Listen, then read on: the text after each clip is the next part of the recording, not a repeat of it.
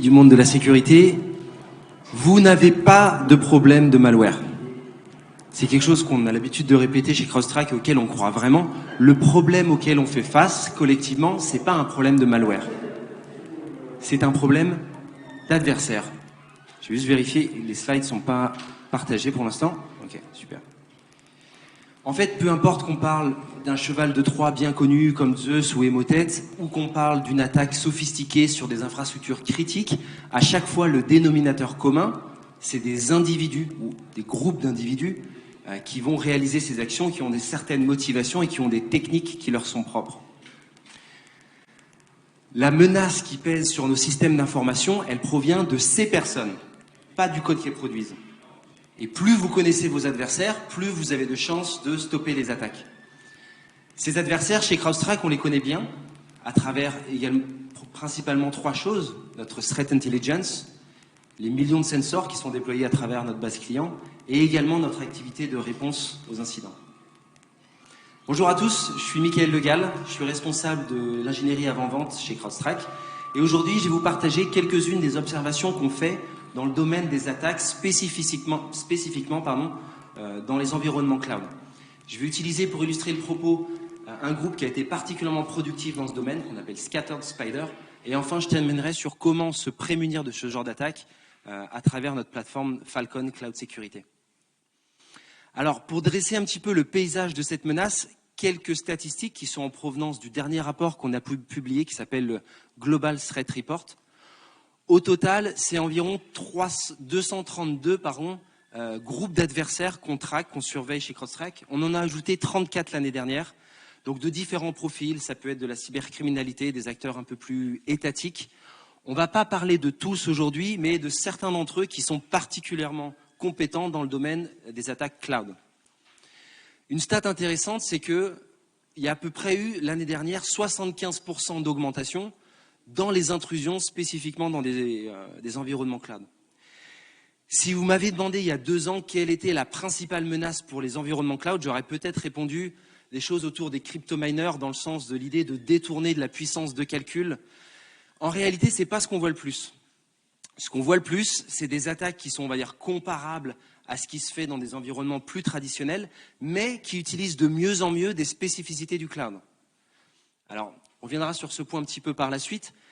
Les motivations à ça, elles sont principalement financières. En gros, pour l'écrasante majorité de ces intrusions, c'était attribué à des acteurs de la cybercriminalité, dont le but, ça va être ensuite de monétiser ces attaques, soit via de l'extorsion de fonds, soit tout simplement en revendant les données et le fruit des attaques. Les adversaires, ils sont comme vous et moi. Ils développent petit à petit leurs compétences dans le domaine du cloud. En fait, ce qu'on a observé, parmi les intrusions dans le cloud, en gros, une partie utilisait des techniques qui étaient grosso modo les mêmes que dans les environnements plus traditionnels, mais il y a une part grandissante qui utilisait des spécificités du cloud. Alors, il existe tout un tas d'exemples à travers toute la chaîne d'attaque, mais ça peut être, par exemple, de rajouter un facteur d'authentification dans Entra-ID. Ça peut être de rajouter une politique d'admin à des utilisateurs cloud qui sont déjà existants, ou alors, par exemple, de faire un snapshot pour faire de l'extraction de données. Au total, c'est une augmentation de 110% des attaques qu'on a appelées cloud conscious, c'est-à-dire l'attaquant à compréhension, conscience qu'il est en train d'attaquer des environnements spécifiques au cloud. Alors, ces adversaires spécialisés dans le cloud, qui sont-ils ? Dans la catégorie des adversaires spécialisés dans le cloud, les nominés sont Cozyber, déjà, un adversaire plutôt étatique qu'on a tendance à affilier aux services secrets russes. Ils ont notamment fait parler d'eux assez récemment pour des hacks des données internes de Microsoft, donc des clés d'API, notamment du code source. Et courant 2023, on les avait observés chez CrowdStrike, à notamment voler des identifiants pour accéder à des environnements cloud, typiquement Microsoft 365. Leur particularité, c'est qu'ils ont été capables de contourner de l'authentification SSO, y compris avec des MFA activés, donc des acteurs plutôt sérieux. Ils ont fait ça notamment en récupérant des cookies de session qui étaient stockés dans des navigateurs Chrome. On a également Labyrinth Cholima, qui est un adversaire nord-coréen. Alors eux, leur particularité, ça va être d'héberger des malwares sur des services cloud, des Google Drive, des OneDrive, et de délivrer des malwares via des fichiers malveillants avec des macros. On a également Cosmic Wolf, qui est un acteur qui est assez souvent affilié à la Turquie. On les a vus notamment, encore une fois, récupérer des identifiants volés, on les a vus modifier des paramètres des groupes de sécurité dans les environnements cloud, de sorte à créer de la persistance dans l'attaque. Mais la palme d'or, elle revient quand même à un groupe, Scattered Spider, qui à eux seuls représentait à peu près 29% de toutes ces intrusions dans le domaine cloud. Alors je vous demande de faire un tonnerre d'applaudissements. Non, je rigole. On ne va pas les faire venir. En revanche, on va quand même parler d'eux un petit peu.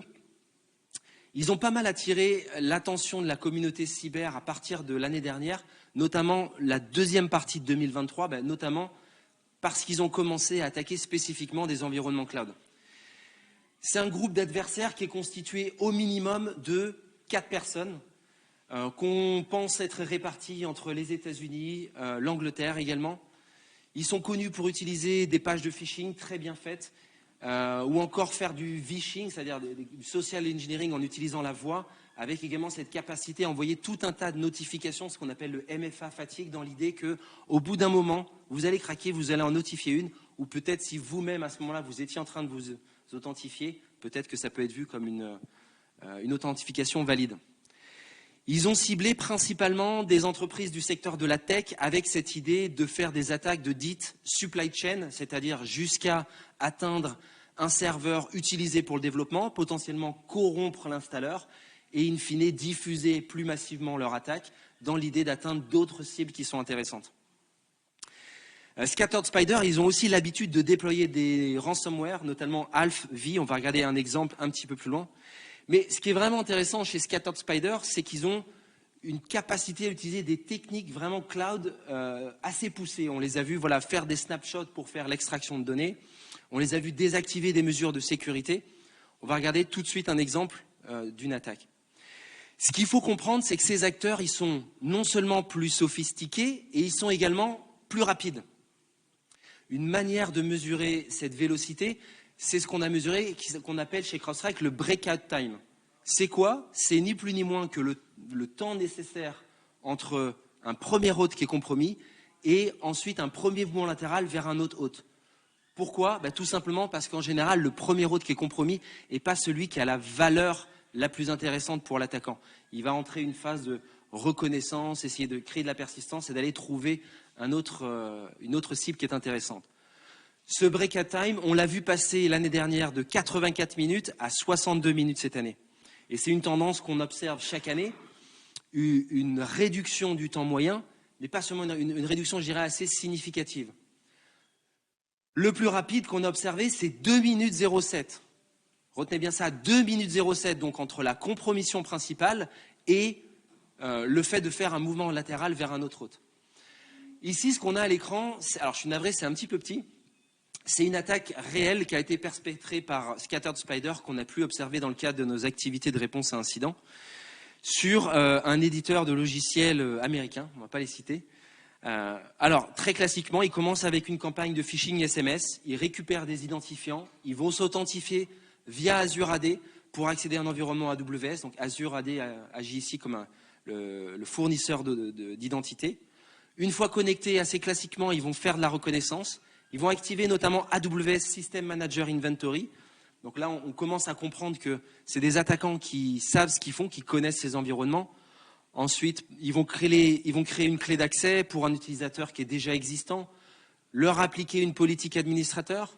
Ils vont également désactiver Guard Duty. Ils vont également essayer de effacer leurs traces dans des cloud trails. Donc là encore, le signe non seulement d'un attaquant sophistiqué, c'est comme ça qu'on caractérise quelqu'un qui a l'habitude d'enlever ses traces, mais de le faire en particulier dans des environnements cloud, pour le coup, c'est assez notable. Pour pas se retrouver bloqué aussi, je ne l'ai pas cité, mais ils vont ajouter leur propre provider de MFA et créer un accès persistant. Bon, peu importe si certaines de ces étapes vous échappent un petit peu, je vois que c'est un petit peu petit sur l'écran, ce qu'il faut retenir, c'est qu'on est face là à un adversaire qui sait très bien ce qu'il fait. Donc à travers toute la kill chain, on voit qu'ils utilisent des spécificités du cloud pour arriver à leurs besoins. Dans le domaine de la sécurité, on a l'habitude de dire qu'on a un risque quand on a d'une part une menace, donc on a parlé ici de ces acteurs qui sont spécialisés dans le cloud, et de l'autre, une opportunité. L'opportunité, elle vient d'où ici? De petites vulnérabilités, j'ai envie de dire de petites négligences qui sont assez communes et dont malheureusement l'effet peut être désastreux. On a remarqué que notamment 60% des workloads de manière générale dans le cloud n'avaient pas de protection ou une protection mal configurée. Parce que c'est ce qu'on trouve par défaut. Typiquement, un container, lorsqu'on le lance, n'a pas forcément ce genre de protection. Par ailleurs, à peu près un tiers des workloads qui sont exécutés en route. Donc le niveau de privilège le plus élevé. Ou alors, on peut accéder à ce niveau de privilège sans rien faire. Donc c'est vraiment la réunion de ces deux choses qui posent problème. On a parlé d'une part de la complexité du paysage de la menace. Bon, ça, quelque part, on n'y peut pas grand-chose. La seule chose qu'on peut y faire, c'est de se tenir informé de ces menaces via de la threat intel. Mais il y a une autre forme de complexité qui vient cette fois dans notre manière de répondre à ces menaces et sur laquelle, cette fois, on a un peu plus d'ancrage. Le domaine de la sécurité du cloud, en soi, c'est un domaine relativement récent qui est en pleine explosion. Et la résultante à ça, c'est qu'on va avoir une myriade de solutions qui, individuellement, vont adresser une partie du problème. Parfois très bien, d'ailleurs. Mais ce chaos que ça crée, c'est une aubaine pour les attaquants. Et ils vont typiquement avoir tout le loisir de venir entre les manquements qu'il peut y avoir entre ces solutions. Cette approche, en gros, de la sécurité du cloud telle qu'elle a été faite dans ces dernières années, elle a rendu la sécurité du cloud plus coûteuse. Elle l'a rendue également moins facilement opérable dans l'idée qu'il y a peu d'interopérabilité entre ces solutions. Et in fine, ce que ça crée, c'est des temps de réponse plus longs. Or, on l'a dit, le temps de réponse, c'est critique. Souvenez-vous, 2 minutes 07, le temps le plus rapide entre la première compromission et un mouvement latéral vers un autre hôte. Donc comment nous, on pourrait se permettre, côté défense, d'être plus lent quand les adversaires, eux, sont plus rapides? En voyant en fait l'explosion du nombre de solutions dans le domaine de la sécurité cloud, Gartner a créé pour la première fois en 2021 cette catégorie qu'on appelle CNAPP, CNAPP selon la façon dont vous préférez le prononcer, et il souligne justement le bénéfice qu'il y a à avoir au sein d'une solution un certain nombre de fonctionnalités pour protéger les environnements cloud, que ce soit plutôt dans les phases de développement ou jusqu'à la production. Et à la fois, ils ne se mouillent pas trop parce qu'ils ne nous font pas un inventaire, on va dire, exhaustif de ce qu'on attend à trouver dans ce type de solution. Notre vision chez CrowdStrike, c'est qu'une partie du moins de la solution vient dans le fait de consolider ces approches et qu'il y a au moins, on va dire, 6 grandes catégories à couvrir pour une approche de sécurité cloud qui est exhaustive. Alors pour les illustrer, je vais utiliser une petite analogie. Ceux qui me connaissent savent que j'aime beaucoup les analogies, ça permet de rendre un sujet complexe accessible à tous.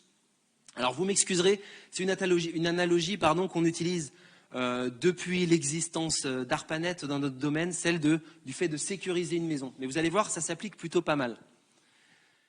Tout ce qui intervient en amont, tout ce qui intervient avant le runtime, ce qu'on va appeler communément le shift left, ça consiste à essayer de trouver des vulnérabilités avant qu'elles atteignent cette étape de runtime. Donc ça peut consister par exemple à scanner des images à partir desquelles on va déployer des containers. Ça peut consister à s'interfacer avec les registres pour s'assurer que les images, les containers sont sécurisés. Tout ce qui est également infrastructure as code, s'assurer que dans la manière qu'on va avoir de configurer le cloud, on n'a pas laissé des défauts de configuration. Dans mon analogie ici, ça consisterait à regarder les plans de la maison, à vérifier qu'on a fait les bons calculs de matériaux, de résistance des matériaux, s'assurer qu'on a respecté les normes en vigueur. C'est absolument indispensable. Néanmoins, ça ne permet pas de stopper une attaque cloud. Donc, il y a forcément d'autres aspects. Le CSPM, pour Cloud Security Posture Management, ça consiste à essayer d'évaluer et d'identifier les mauvaises configurations ou les vulnérabilités. Pour une maison, en gros, ça consisterait à essayer de se poser la question, est-ce que les fondations, est-ce que la structure de la maison, elle est saine? Est-ce qu'on a, par exemple, dans la toiture, des mythes? Est-ce qu'on a sur les portes des verrous par nature? Alors, c'est un domaine, je dirais, qui a été assez rapidement adopté dans la myriade de solutions qu'on peut voir dans le domaine de la sécurité cloud, parce que globalement, elle est assez facile à mettre en œuvre. Ça ne demande pas d'agent. Il s'agit, in fine, simplement de se nourrir des API des fournisseurs cloud. Et puis, alors, il y a forcément de l'intelligence quand même. Essayer de comprendre à quoi ressemble un environnement cloud sécurisé. Mais voilà, du point de vue de la mise en œuvre, ça ne pose pas de souci particulier. C'est particulièrement pertinent dans des environnements multi-cloud. Si par exemple, on a, je ne sais pas, un port 22 ouvert SSH sur Internet, il n'y a pas de bonne raison à faire ça. Et en particulier, si on a d'un côté des instances Azure, d'autres AWS, de pouvoir le faire à l'échelle de plusieurs clouds, c'est très intéressant. C'est d'ailleurs moi-même par cet angle-là que j'ai abordé le domaine de la sécurité du cloud. Néanmoins, ce n'est pas suffisant et on s'en rend assez vite compte quand on en parle parce que c'est ni plus ni moins qu'un instantané. En fait, le but ici, c'est vraiment d'identifier des vulnérabilités et encore une fois, pas de stopper une attaque. Et puis, in fine, ce qu'on se rend compte aussi, c'est que pour sécuriser un environnement cloud, on se rend compte qu'il y a tout un tas de paramètres sur lesquels on peut jouer, donc ça va avoir tendance aussi à générer beaucoup de bruit, beaucoup de détection. Le KIEM avec un C, ça consiste ni plus ni moins à gérer les accès. Donc, qui tente d'accéder à quelles ressources cloud? Donc, c'est un domaine qui est très familier en général pour les environnements on-premise. Donc, tout ce qui est vrai on-premise dans la gestion des identités reste vrai. Les principes de zéro trust, d'application du moins de privilèges. Il s'agit juste ici de l'appliquer à des environnements cloud et potentiellement la gestion des utilisateurs, elle peut être un peu plus dynamique. Donc, très important également. En revanche, là encore, ce n'est pas suffisant pour stopper une attaque dans le domaine du cloud. Alors, le plus souvent, ce type de solutions KIEM, elles vont être couplées à l'aspect CSPM et former un tout. On les voit de moins en moins en standalone. Ensuite, et non des moindres, le Cloud Workload Protection pour CWP. Alors, c'est un peu la fête à l'acronyme, hein, vous le verrez. Le CWP, dans mon analogie, c'est ni plus ni moins que le système de sécurité qui va observer tout ce qui se passe dans la maison et qui va empêcher qu'il y ait des vols, des dégradations. Donc, c'est un double enjeu. Il faut à la fois que ce soit précis, parce qu'il faut absolument avoir visibilité sur toutes les pièces, sur tout ce qui s'y passe, sur tous les mouvements, y compris, je ne sais pas, pour aller plus loin dans l'analogie, s'il fait nuit. Et à la fois, il faut être agile. Dans le sens où, dans le cloud, le fait d'utiliser de la puissance CPU, ça se paye. On ne peut pas se permettre, par exemple, d'avoir un agent qui utiliserait beaucoup de ressources au point de faire cracher une instance. Imaginons que ce soit une instance qui porte un certain nombre de containers. D'un point de vue infrastructure, ça poserait de gros problèmes. Donc c'est, à mon sens, probablement un des aspects les plus critiques dans une stratégie de sécurisation cloud. Ensuite, un autre acronyme, l'ASPM, peut-être moins connu celui-ci pour Application Security Posture Management. Si je reprends mon analogie, ici, ça consisterait à faire un inventaire en temps réel de tous les objets dans la maison et essayer de comprendre comment ces derniers peuvent potentiellement être déplacés. Essayer de comprendre les potentielles vulnérabilités en les replaçant dans le contexte. Encore une fois, pour une maison, je ne sais pas, si imaginons il y a un conduit d'aération qui part du jardin, qui est accessible à hauteur d'homme et qui arrive en plein milieu de la maison, ça pose problème en termes de chemin d'attaque. La même chose pour l'ASPM. Aujourd'hui, c'est une solution qui est, je dirais, potentiellement plus utilisée par des personnes côté DevOps. Et notre prédiction, c'est que ça va de plus en plus être adopté par les équipes sécurité parce que c'est un vrai intérêt. À nouveau, l'ASPM seul, encore une fois, ça ne permet pas forcément de stopper une attaque. Ça donne une vue exhaustive des risques du code jusqu'au runtime. Le DSPM, pour finir, pour Data Security Posture Management, en gros, une façon intéressante de le voir, et c'est là où l'analogie commence à être un peu tirée par les cheveux, ça consisterait ni plus ni moins à mettre un petit AirTag sur vos objets de valeur dans la maison. Imaginons, vous avez un original de Picasso, félicitations, ça a du sens de mettre un AirTag dessus, de lui donner un label, c'est en ça que l'analogie a quand même du sens, et si potentiellement vous voyez votre tableau se déplacer, ça pose problème. C'est ce qu'on fait avec le DSPM, on va regarder les flux de données qui circulent dans les environnements cloud et si potentiellement certaines données sont à risque, ça nous intéresse. Si des données se trouvent là où elles ne devraient pas être ou si elles commencent à être exfiltrées, ça nous intéresse. Notre vision de la sécurité cloud avec Falcon Cloud Security, c'est tout simplement d'unifier toutes ces approches au sein d'une seule et même plateforme CNAPP. En fait, la vision qu'on défend, c'est celle d'une protection complète du code jusqu'au cloud. Qu'est-ce que ça veut dire? Ne pas vous montrer tout un tas d'alertes qui ne sont pas pertinentes, mais vous montrer uniquement des choses qui sont pertinentes et qui sont contextualisées avec un certain nombre, par exemple, d'indicateurs. Si, par exemple, voilà, on peut lier à des identités. Là où on s'est notamment illustré, c'est dans la partie Cloud Workload Protection, si vous regardez les derniers analystes spécialisés dans ce domaine, parce que pour prendre un petit raccourci qui n'est pas tout à fait exact, faire du Cloud Workload Protection, ça revient à faire un petit peu de l'EDR appliqué aux environnements cloud, à des VM dans le cloud, à des containers, à des environnements Kubernetes, à du serverless, pourquoi pas. Et il se trouve que on fait ça depuis maintenant bientôt une quinzaine d'années. Donc on a commencé par cette approche parce que ça nous semble la plus critique, c'est elle qui permet de stopper les attaques. Et depuis, on a pu étendre notre approche à toutes ces différentes solutions qui nécessitent d'ailleurs pas forcément d'agents tels que le CSPM ou le KIEM.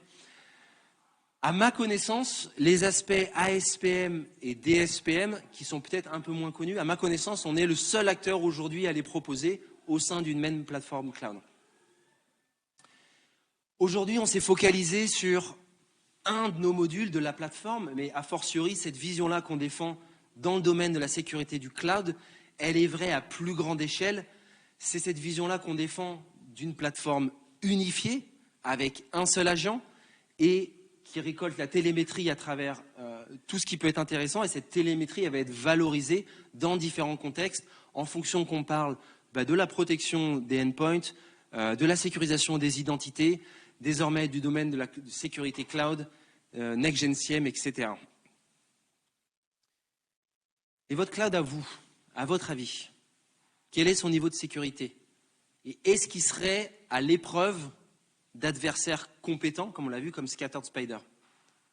Si vous êtes sûr de la réponse, félicitations. Si vous avez un doute, je vous encourage à aller nous voir ou vous inscrire pour faire ce qu'on appelle un Cloud Security Risk Review. C'est simple, c'est rapide, ça permet d'évaluer, on va dire, votre niveau de sécurisation de vos environnements cloud. Voilà, ce sera tout pour moi aujourd'hui. Si vous avez des questions, si vous voulez nous parler de sécurité du cloud ou de tout un tas d'autres sujets, n'hésitez pas à venir nous voir. On est au stand G1. Je vous remercie beaucoup pour votre attention et je vous souhaite un très bon FIC.